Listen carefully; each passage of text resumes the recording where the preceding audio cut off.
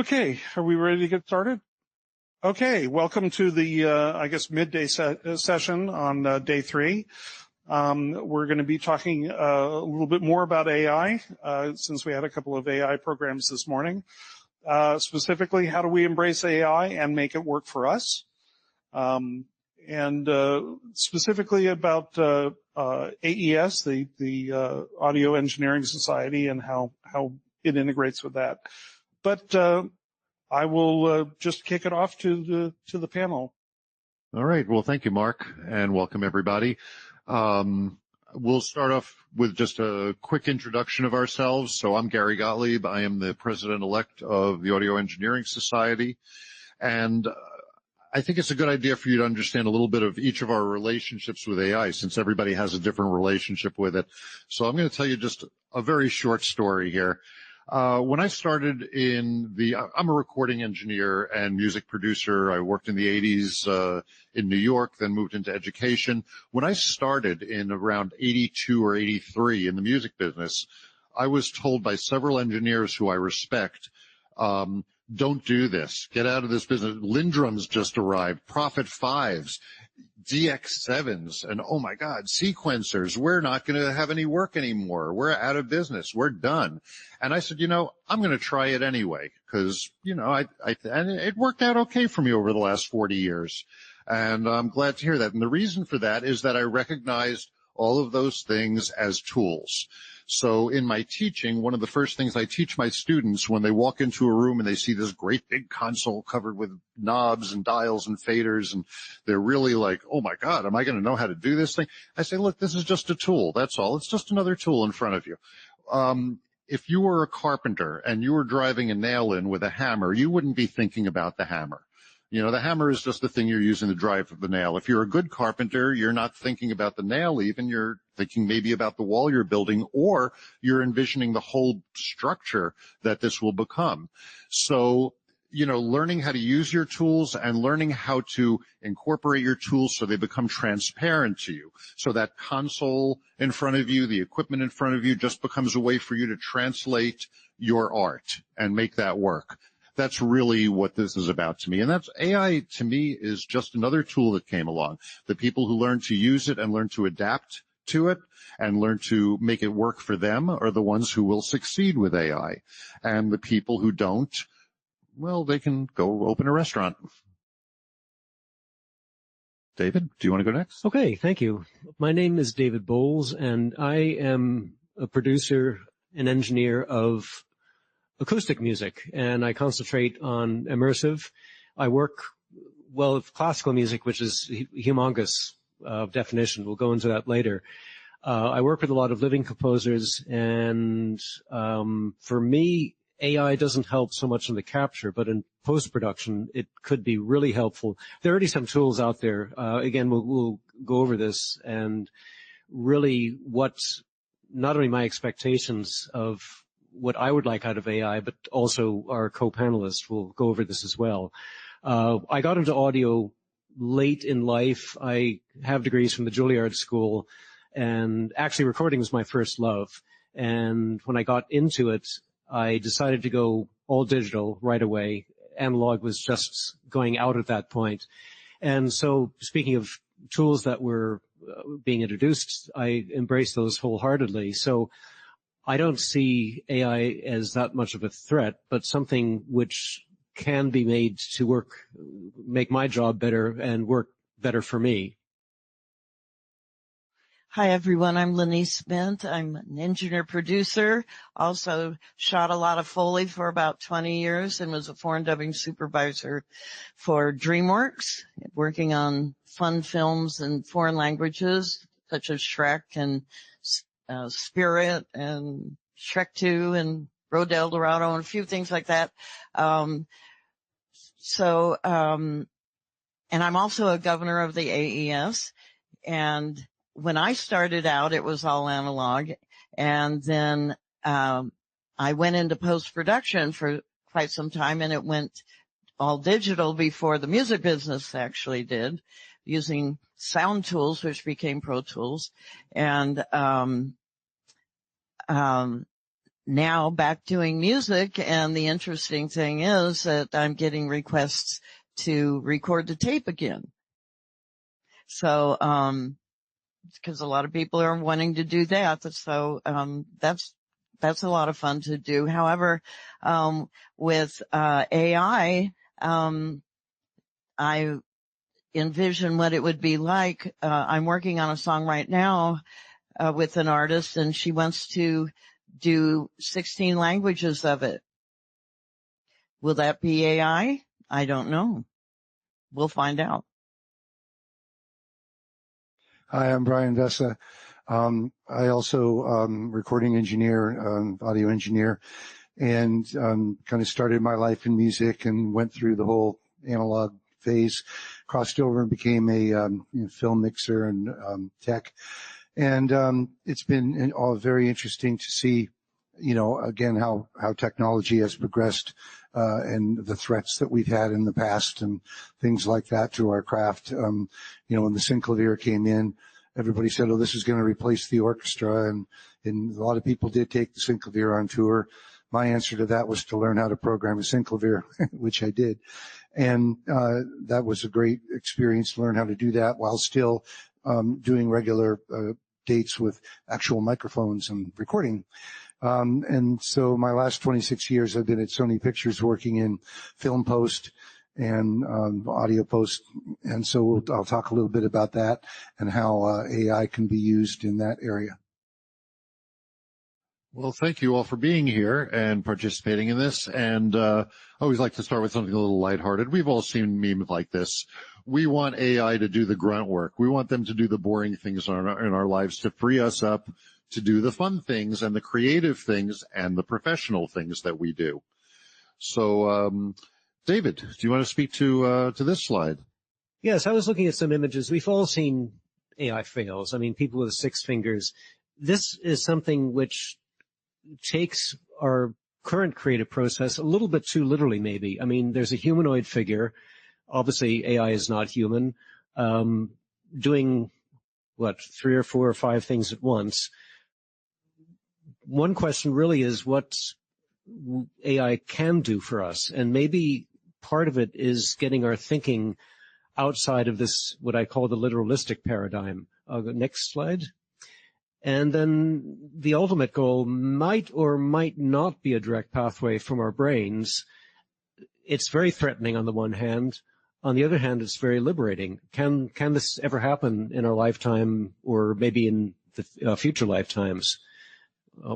And I was reflecting a little bit earlier when we were talking about Ray Kurzweil, who's a futurist and also the inventor of optical character recognition and all kinds of things. Brilliant guy. And he had a theory, I heard him speak about 20 years ago, that in 25 or 30 years, we would all be injected with nanobots and we would no longer need input devices of any kind. No more keyboards, no more mouse, no more pad, nothing. Everything would just be straight from our brain to our computer, by basically Wi-Fi'd into our computers from our brain. And I'm not sure that's really where we want to go, but that's another good question. So currently, the way I see AI, there are these points up here. It really is not all that advanced. I mean, cheap and dirty songs and lyric, quick summaries of existing data, automix tracks, automaster tracks, create synthetic choruses, voice-to-text conversion. This includes our Zoom sessions, which actually is quite useful. It's still quite basic. So let's go on and ask the question about complex music, which is what I record. It's not only living composers, but big things like symphonic productions. And if we look at pop songs, there's enough of a formula that, let's say there are 100,000 examples out there. These can be fed into an AI engine and sort of reproduced into a generic product. Millions of examples even if we go back even further. However, classical music is everything from the first notations of Gregorian chant to the present day. The last point is a provocative one. If we took our current technology and placed it in 1900, I've given 3 seminal works which were written to make a break with the past, but also to shock the audiences. So that brings up two questions. Does AI have any ability to predict emotions? And can AI predict taste? Salome was originally published in French because it was an English author, Oscar Wilde. It was in French because the English was too salacious. And so when Richard Strauss set this to an opera, it caused quite a reaction. And then The Rite of Spring by Stravinsky, also because of the choreography, actually caused a riot at the performances. And then the last one, the Ballet Mécanique, that, if you look at the date, that's actually a silent movie. And the score was meant to accompany the movie, but the composer was thinking so far into the future that the score, as it was written, simply could not be played by humans. And it took about 50 years for MIDI to come out, and then another 10 to 15 years for another creator to actually input this into MIDI and recreate this in a famous Carnegie Hall performance. And it still shocked. I mean, there are things like jet propellers in there. It's meant to be very, very, very loud. So again, is this even something that AI would consider, or would that propeller turn up in the wrong place, like in the Love Song? Just like that sixth finger, right? Yeah, there we have it. Lenise? Well, that you brought up an interesting point. You're saying, would AI consider it? AI is not the one who is to consider it. It's the people who are running the AI, or who are creating the soundtrack and using AI, and AI is the tool and the AI is answering to them. So if that's what they want, if they want very loud propellers, AI gets to do that, because AI doesn't know the difference.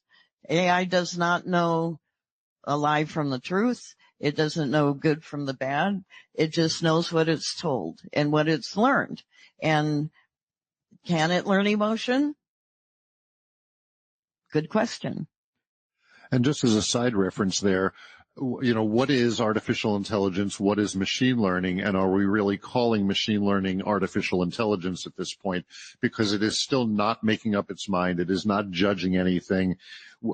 AI is, what we call AI is not to the point yet where it's making these judgments. We still have to go back, look at it, and fine tune it and make those judgments, those aesthetic decisions, because AI does not have an aesthetic. It's just machine learning. It's just regurgitating everything it's absorbed from billions of bits of data. Well, at this point, yes. There has been in discussion since, well, the earliest I heard was in the 80s, of synthesized sentience, where can robotics and artificial intelligence learn from itself eventually? Right. Yes, and that's an interesting question. Next, I'll go into some rather prosaic wishes in my post-production. The other day I recorded a chorus, and there are 35 people holding sheet music. They turn pages, so of course there are clicks to get rid of. However, there are also consonants that cannot be got rid of. And at the moment, the tool that I'm using, which is quite advanced, cannot make that distinction. I have to sort of manually select sections to process, and that's it. When I work on a large orchestral project, there's spot mics which will pick up the sound before the main microphone array. I align those manually. Okay, that takes a while.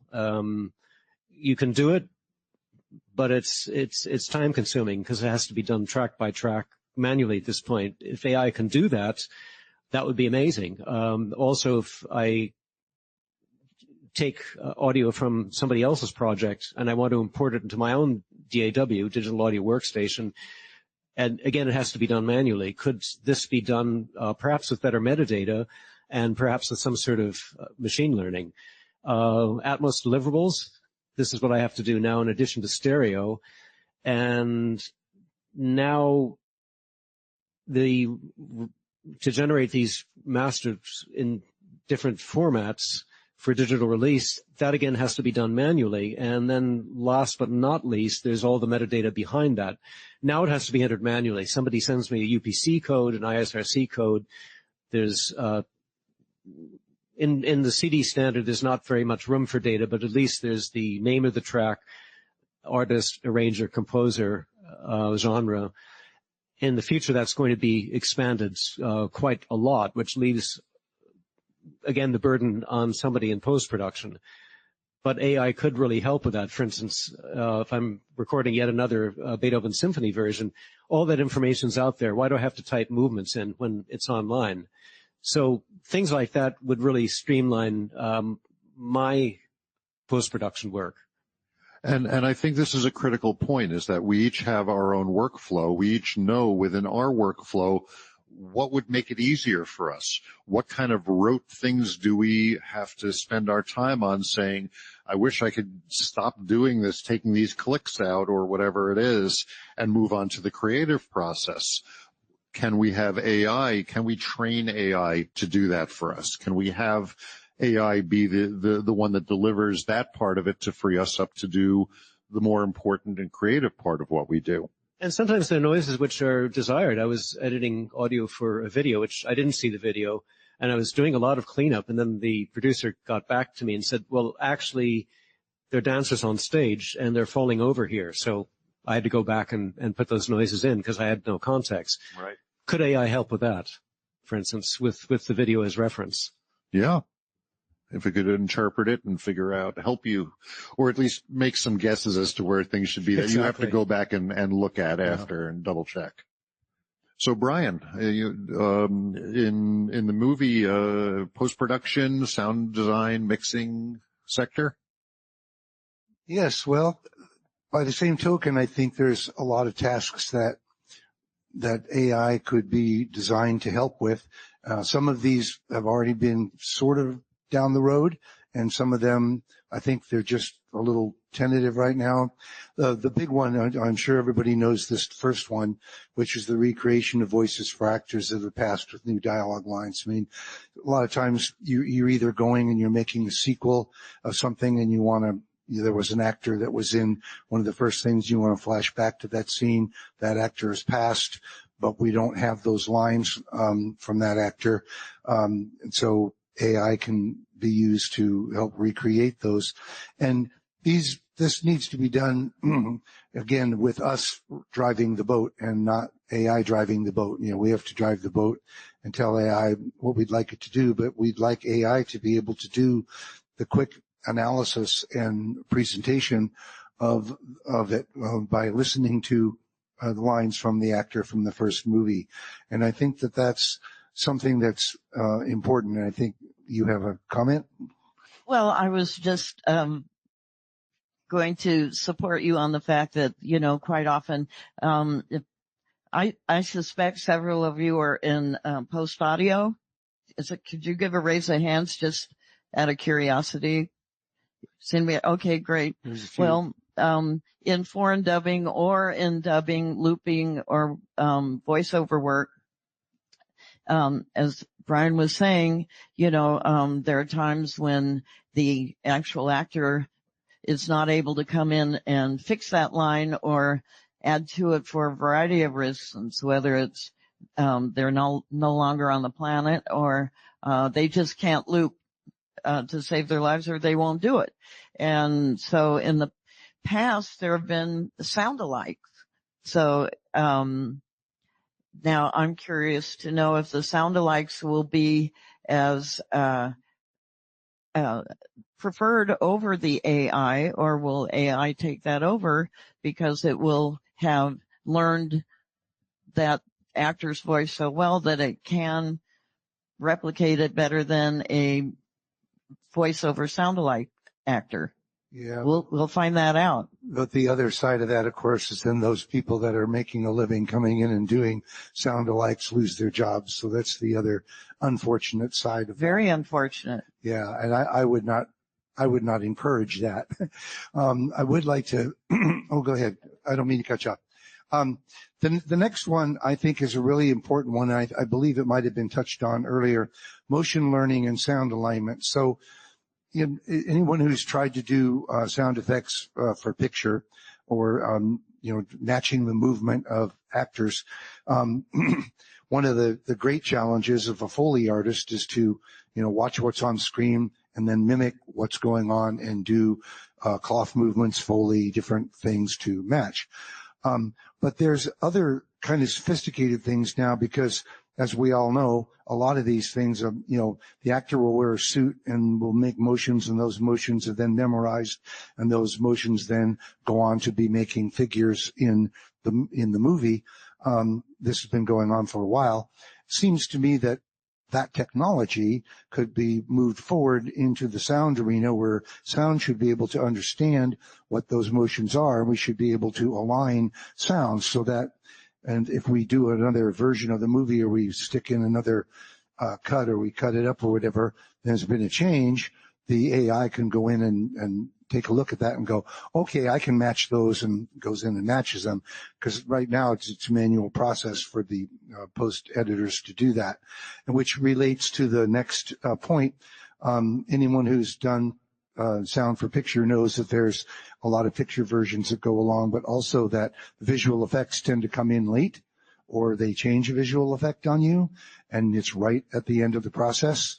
And the AI could really help us out if it could go through and compare what was originally there with what they now have in the new visual effect, and see what might apply to sound compared to what you have, and flag you and say, these 10 visual effects you don't have to worry about, we're fine, but these 10 visual effects, they've made changes that are going to affect audio. That allows you to go in and rejigger those, and this would be a big help in our business, because anyone who's done this knows that the visual effects come in very, very late. And so you're doing a lot of audio work, a lot of mixing. You're down to the wire. You've like major mix. And then, a whole boatload of visual effects come in. And they always say, oh, yeah, we've matched to what it was before, so it won't affect the sound. Of course, you don't know that's true till you see it. So I think AI could really help us out with those kinds of things, which I think would be something that the designers might want to be looking at, because that could be a huge tool for us. Then the other ones are kind of similar, which is that there's conforming that goes on all the time. There's different cuts of the picture that are happening constantly through the process. AI could probably help us by going in, identifying changes, and helping us do conforms, I think, because conforming is and yes, there are auto conform tools. We all know that. Anyone who's run Pro Tools knows you can run an auto conform program, but there's problems with those. A lot of times they cuts off reverbs, or it does weird stuff. And, we can be helped with that. And then, kind of basic at the bottom, create audio change lists in EDLs just by doing offline analysis rather than have to be doing it. So these are some of the tools I'd like to see happen. And at the very beginning of a project, when you first start in, you're the sound designer, getting some basic analysis of the scenes that you have in front of you, what types of scenes they are, basic spotting so that you can start cutting sound effects pretty early. One of the examples is what's an interior, what's an exterior, where is there motion going on, where is it a static type of a scene with just talking heads, that sort of thing, kind of laying out a template for you. Not really a template, it's more of a timeline where you sort of know what you have to address, and it can do that analysis up front, which would save you a lot of time spotting if you're a sound effects designer. I think that would really be a big deal. The next point we're already doing, separating composite mixes into multiple effects and musical instruments and voices. There's various programs that are coming on the market that can do, some sort of job of that. In post-production, where I think this really comes into play is when we're going into older movies, which I did a lot in my time, and you only have composite tracks. You don't have stems. You don't have any splits, but you want to be able to remix it, put it into Atmos, do things like that. And you need really good analysis and separation. And we know we've got tools on the market right now that can do certain separations, and there's some of them's pretty good. But getting down to like being able to separate the sound of something hitting a piece of metal from a footstep and stuff like that. You know, just being able to really separate out your effects stem into the different effects, you know, separating out your music into the different musical instruments, which, you know, again, there is some work in that area, but a lot of it's been toward the business of karaoke or doing something like that where you split out the voice from everything and let people sing. That whole technology that we're talking about, a lot of emphasis, I think, could go into that. So, did you have something? Well, I would like to focus in a little bit about the artistry of being a sound designer and how AI can be very useful in the spotting situation, but also the decisions between the sound designer and the Foley mixer or editor and the Foley team to make the decisions as to what are hard effects and what is Foley and what is the sweetening. All of these things are very personal to that and unique to that particular project or series, and whatever you're doing the sound design for. Say if it's for an animated series, you will create signature sounds for the characters, and so those would be in place. But quite often in live action, as we know, there would be hard effects brought in, say in a car crash or an explosion, but then there would be specific debris done by the Foley team that would have the rocks rolling down the street or the glass clinkling or whatever it is that would be specific. And that would be I don't think that's an AI decision particularly. That's up to the sound designers. And so that's where we still maintain our creativity in the artistry and make that film, television show, webcast, game, an animated series uniquely theirs for that director or producer. And again, I think, I'm sorry, go ahead. Oh, sorry. Even for a series of films, AI could help duplicate let's say a sense of space that everyone inhabits, and that sort of becomes the signature. Even in traditional drama movie, moving from room to room, and that could be the room tone. Yeah, and that could be replicated because that might also convey some sort of emotion. I mean, the kitchen might be a more casual, intimate place. The living room might be more formal. The study might be sort of very formal and icy, where business is conducted, that sort of thing. And all those can be created and then applied to those scenes. And that's where AI could really help. And again, I think it's the roach identification of things is still where AI can help us. And we still want to have the human condition in there to decide what to do with them. I think that's the important thing. Then the last three, I think, are pretty obvious and are already happening. Analysis and organization of effects libraries, QC of stems, QC of deliverables, pretty obvious.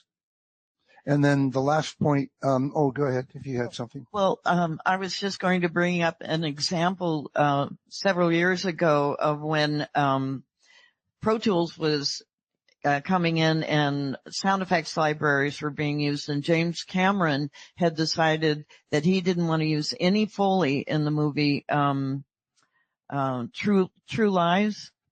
And so he started out just using having his editors go into the libraries and cut the footsteps and cut all of this, and he soon realized that what would make that movie come alive was the actual human performance of those effects. And he dropped the whole idea and said, bring in the Foley team. And ever since film and television has been using a lot of CGI or an animation, Foley itself has become more popular. Only because that is the one thing besides the dialogue, if the dialogue isn't manipulated, that makes it human and relatable and gives it that human quality. So that was kind of a nice thing that happened. Yeah, and I agree with that. And moving, we're going to do some Q&A in just a couple minutes. So I just want to talk about localization, and this has gotten a lot of press in the AI world. And there was actually a presentation earlier this morning where they were actually manipulating the image to try to match the lip sync of different languages. This is kind of the opposite of that, or the beginning of that, where, you know, there's a script that is written, but the actors don't always stick to the script, and they did what they did and were approved. In order to approach any localization, you need to know exactly what dialogue was spoken. Right now, we have person sit down with headphones and crank it all through the movie and write down every line. AI could rattle this off for us and give us a change list, which would just against the script, which would be terrific when we start doing localization. We've got versioning, because during the time of the movie's been cut, yet you've had to be out in territory doing your dubs and subs. And by the time we get down to the end of the movie, well, there's been a lot of changes. What are those changes? AI could really help us with that by analyzing differences and showing us where the differences are, where places we need to go in and address. And that's I think, a big deal. And then in just the last few, which we know about, recognition of language-specific phrases, puns, play on words. AI just kind of doesn't do that for us now. And, you know, when we make a translation to another language, if you just literally, you know, put what the English was into that other language, it doesn't have the same effect, right? You have to, because it was a pun or a play on words or something. So we need to get that recognition. And then the bottom ones we all know about: a recognition of on-screen test fonts, a duplication in multiple languages, and QC. So go ahead.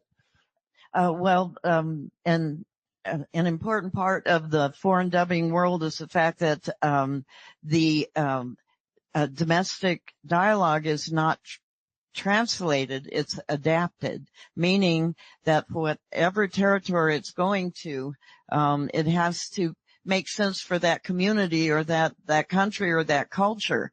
For an example, when I was working on Shrek 2 in Turkey, and it's a Muslim country, there were in the Shrek movies, there were a lot of colloquialisms or puns and play on words that did not translate.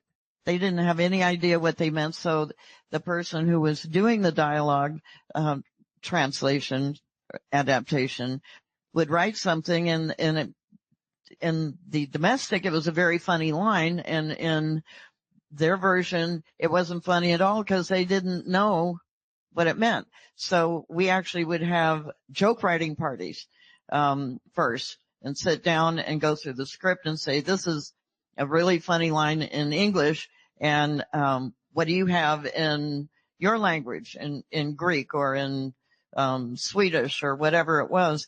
And there was one scene in Shrek 2 where Donkey is mad at Puss in Boots because they're stuffed in this cupboard, and he says, get your litter licking nose out of my backside. And I had to explain to the director who already didn't want an American woman telling him what their show is supposed to be, but I was just the voice of Jeffrey Katzenberg.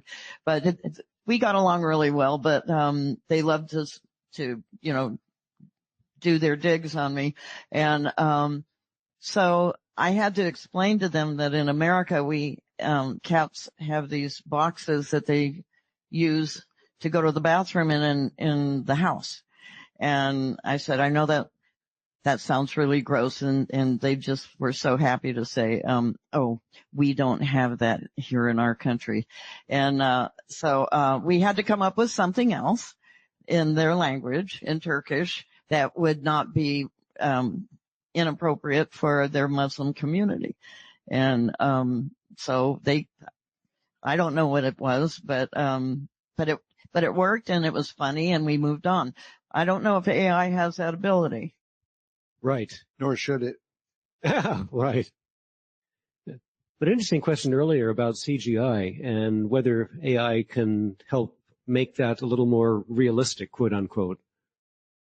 Just wanted to throw that out there. Well, again, what made it believable was the fact that the audio was created by human beings. Right. Yes.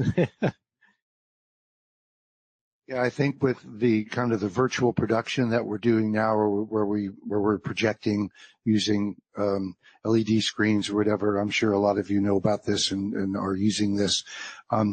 There's a certain suspension of belief that you have to do to believe that you're tracking that camera and it's all going that way. And I think that the thing that ties all that together is the human aspect of the audio stays consistent through the whole thing. So you're kind of believing it. If the audio was changing crazily with the angles and doing all the same stuff that you're doing with the picture, you wouldn't be believing it. Anyway, let's move forward, I guess. Yep. So, Lenise, we've had a lot of conversations about the democratization and demystification of audio, and I think that really applies here. I'm sorry, what? No, the demystification and the democratization of audio, how everyone can make music now and everyone yes. can Well, make a and that's the soundtrack. thing. Yes, exactly. It's gone, at one point, as, a lot of us remember, the only way you could create music or record music was with real instruments in a recording studio. And, now, it's, anybody can make music and make a film and do whatever with their phone if they want, if they know what they're doing, and they do it a lot.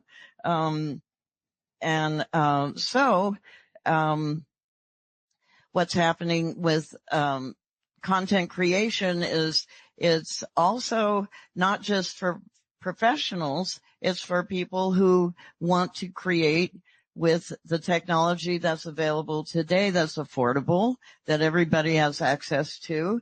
And maybe it's not supposed to all be professional and to be released either, through streaming or, theatrical. Maybe it is just like taking an art class and painting that picture and here's my dog, and you can make your own movie, you can make your own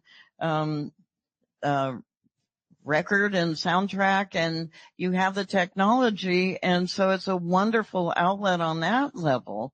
And and not only can anyone make it, but now AI can mimic it as AI well. can be very helpful in that respect too. If the thing is what you can have an idea of what the song you want to write or the sound effects that you want to create, you can say to your AI software, I want a huge, as you see in the picture, the hurricane's coming through and there's going to be leaves moving and there's going to be, lots of wind and lots of debris and all these noises, and it can create those noises, and then you can take those noises that they have provided for you in mere seconds or less and manipulate them to use them as your own the way you want them. Right, and to take it one step further, I mean, we've probably all heard the Beatles song that was done. It was all fed into AI, and AI was told, make a Beatles song. Was it a great song? Personally, no, I don't think so. Did it sound like the Beatles? Yeah, it kind of did. So there is that whole piece of it too. So what if you said, well, I'm making a movie and I want the soundtrack to sound like Zimmer wrote the soundtrack. Right. Can AI do that? Well, it can. Can it do it well? Thankfully, not yet. And do we want it to do it? Goes No. back to the question about emotion and also split-second decisions, which is really what artistry is about. Nobody can predict that. And whether it works or not, that remains to be seen. And that dovetails us nicely into the next one, too. Everyone can make music and soundtracks, but who's making them? How are they making them? And Well, why are they making them is another big question that might be too big to approach here. Right. Well, that's where, again, there's the pro world that we're all involved in, and maybe you're also involved in making TikTok movies. I know my little neighbors downstairs make TikTok movies all day long. They're doing very well, because they have that audience. I don't know if sound quality matters. They're probably using AI. I should probably ask them. But the content creation has evolved to so many different areas now. So, what is it that we want to use it for? On what level? Well, professionally, how can it benefit us?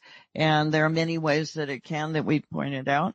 Yeah, like on the slide right here, it's very good. We have professional, we have prosumers, and then we have consumers and amateurs who are just having fun with it.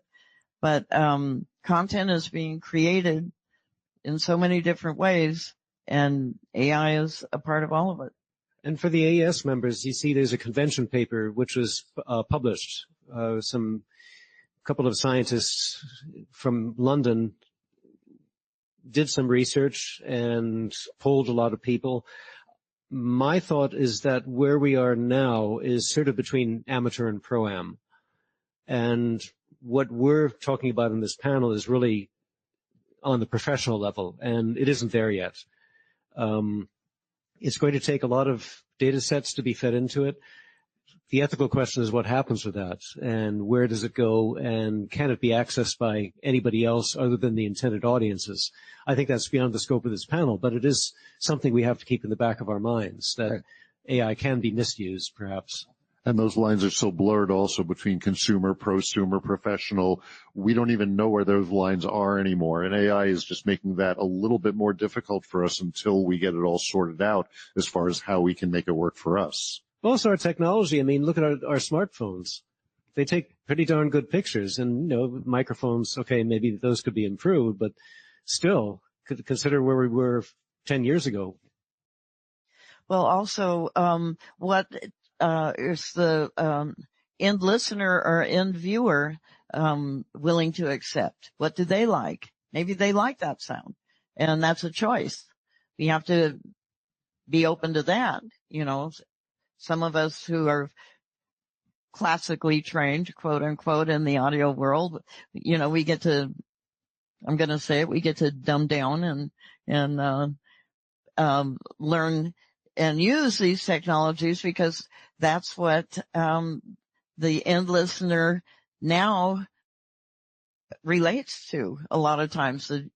My kids, I know they listen to things I don't particularly think sound that good, but they like it. So. Yeah, and I think we should open up the floor for questions at this point. So, Mark, if you don't mind, I know this young man in the front here had his hands up a little while ago. Well, I'd like to ask my question first, if I could. So my field of expertise is cybersecurity and a lot of the legal issues that go along with it. Yeah, I know that's the first reaction I get most of the time. So do you have strong feelings about copyright and ownership and well, I see the look. Boy, do we have strong feelings about that. Okay, well, yeah, very strong feelings. It's not just a yes or no question, but one of the things that. Well, there's legislation right now in Congress. We just had Advocacy Day. I'm also a member of the Producers and Engineers Wing of the Recording Academy, and we met with Adam Schiff's office, not far from here, and several of us were lamenting about how do we get paid, and how do they know that it is AI and it's not us, and how do we as well singer-songwriters and vocalists and voiceover artists and all of that, how can we still own our voice and get paid for it? Yeah, And so the legislation is happening right now in Congress to not only make them very aware of it, but to do something about it right away. yeah, one of the scary things is that we're saying that the really good stuff isn't quite there yet in terms of quality. The scary thing is when it is, we won't be able to tell. Right. Yeah. Yes. That's a big problem. Yeah. Yeah. Enormous. Yeah, so this also goes back to sort of standards of, let's say, a statement of etiquette. And I know the Recording Academy's come up with one as far as performers are concerned. Audio Engineering Society is working on one as far as engineers are concerned. And we really need to stick to that. It's the same thing with people grabbing music off the internet and not paying for it. It's the same ethical issue. Fair compensation. And my hope too is that this field will advance, even if you get a penny of royalties per play, that will accumulate at some point. And if that's spread out over your whole production team, all the better. It's almost like we need AI to discover the AI, right? And keep AI honest. That's really what it comes down to. Yeah, about piracy. I mean, when Napster was a big deal. Oh, I think when Napster was a big deal, it was really funny because I heard people say, "Yeah, the young kids don't know it's wrong." No, they don't. Yeah, True. This has been a spectacular overview of how you could use AI over various workflows in the work that we do. What are the actual names of some AI tools specifically? So, for example, if it were photos or images, I would use ChatGPT or Midjourney or Stable Diffusion. What are the specific AI tools that are useful for this? Well, for audio, the machine learning is a company called Isotope. And one of our AES former presidents is very, very involved in all of that. As I say, the level that they're working at, they don't consider it AI yet, but I think it's getting there. But these are tools for very, very specific audio processes, but very important to us. And not anywhere near perfected yet. No. I mean, they work pretty well. And we have to, we have to train it. And as far as I know, there's no data set being generated from our use. Perhaps that would happen. I think of also beta testing software, where somebody is monitoring your keystrokes and mouse eye action. That would sort of be needed as well. Are we willing to submit ourselves to that? Then we ourselves become part of the data set instead of simply what we're doing with it. I just had a presentation Monday morning from Ruth McCartney. Yes, she is Paul McCartney's half-sister. But she is based in Marina del Rey, and she's also a voiceover actor along with her husband. And because both of their voices were stolen, and but they caught it, and so they developed this software called the Voice Vault, and you can have your voice digitized or AI'd, and then it'll have like a watermark, or it'll have your distinction. So if it's ever used, it's like Bitcoin, and everybody will know, and it will go across to get your royalties, or you'll get paid, or they can't use it without your agreement is them using it. Voice Vault. Voice Vault. Bruce McCartney. Yeah, Vault. it's a vault. It's a vault where your voice is stored. And along those same lines, I was telling the story that I recently was interviewed for AES Latin American region, and I was interviewed in English, and they AI'd my voice into Spanish, and it was my voice. And it was a little weird hearing my voice speaking fluent Spanish. And they even tried to align the lip movements to the words a little bit, which was not great. It was far enough off where it was noticeable, but it was still, I thought they did a pretty good job of it, and that was kind of impressive. I hope they can do that live next time I go to the Czech Republic. Okay. Are there any more Yes, questions? we have another question right there. How's it going? Just had a question. I was trying to go into audio when I was graduating high school in 2012, and I was dissuaded from it because it was like, oh, anyone can just record, and that was 10 years ago or 14 years ago or something like that. And I think the difference now is that worries me is now it's so simple for just someone in marketing to just money and things like that. Whereas maybe 10 years ago, 20 years ago, we have this new tool that can maybe help people. It just feels so much more simple now to just type something in rather than, you have to go through and actually do all the stuff, play the actual keyboard and synthesizer and things like that. So yeah, I guess your perspective on how it's changed now, like everything's so driven by money now, and it's so simple to do. So what is your perspective of how, never mind. I don't know how to get it out. Yeah. Perspective now on now you could just type something in. Now someone in marketing can just type in, I want a song for this Whopper commercial.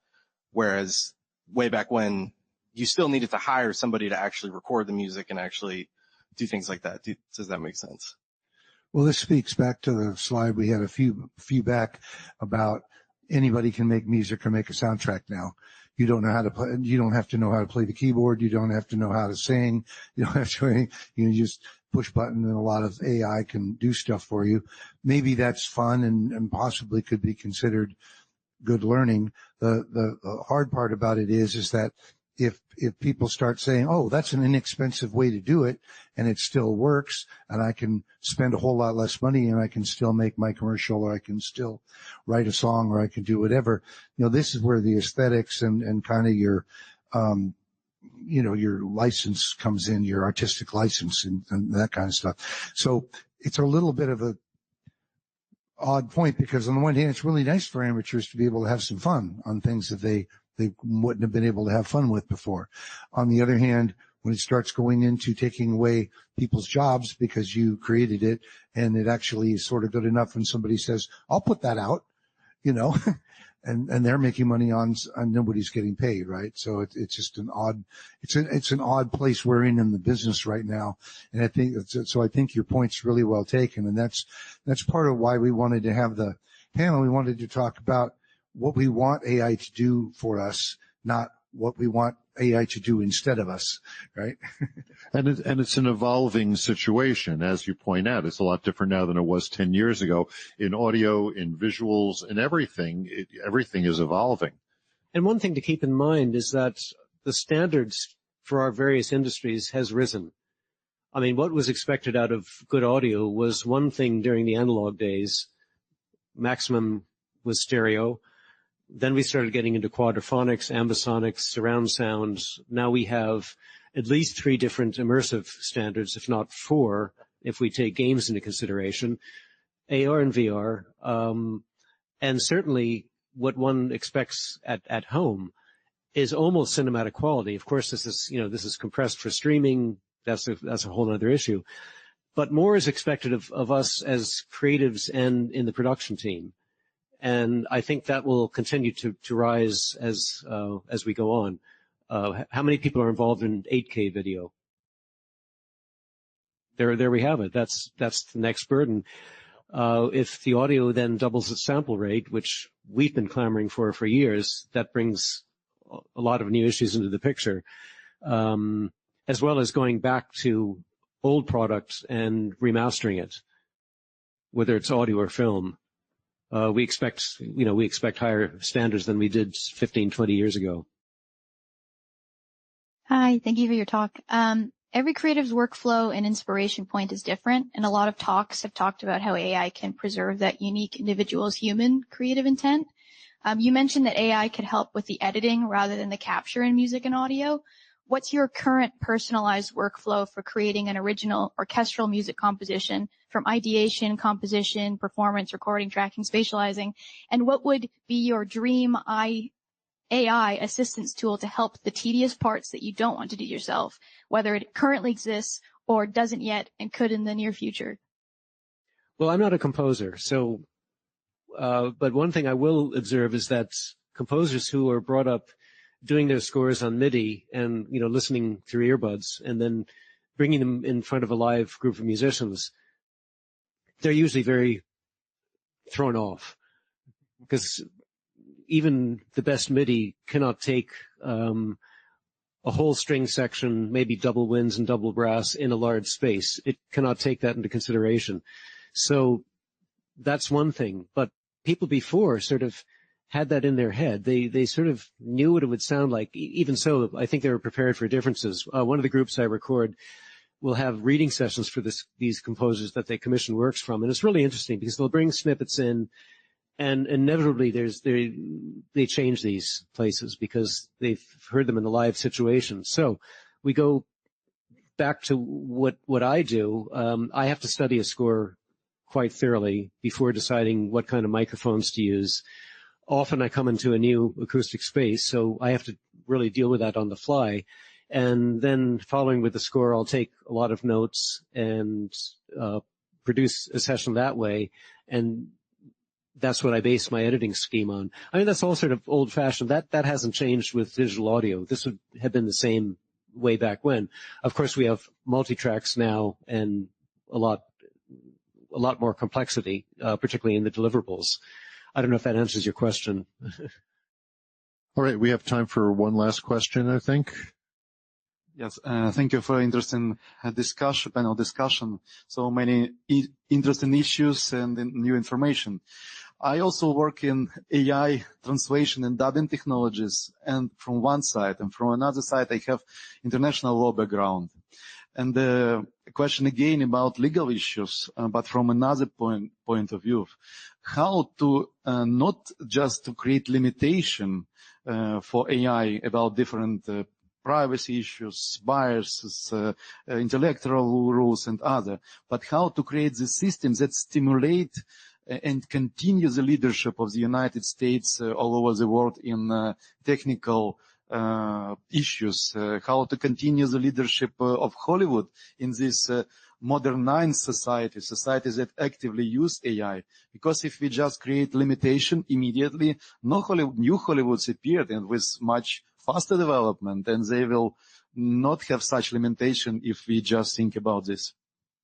Probably the question is too difficult, but just your ideas as a practitioners in this market. That's a lot to take on with 1 minute left. Yes. I mean, I took that as an observation more than a question. Is there a specific question in that you'd like us to opine on?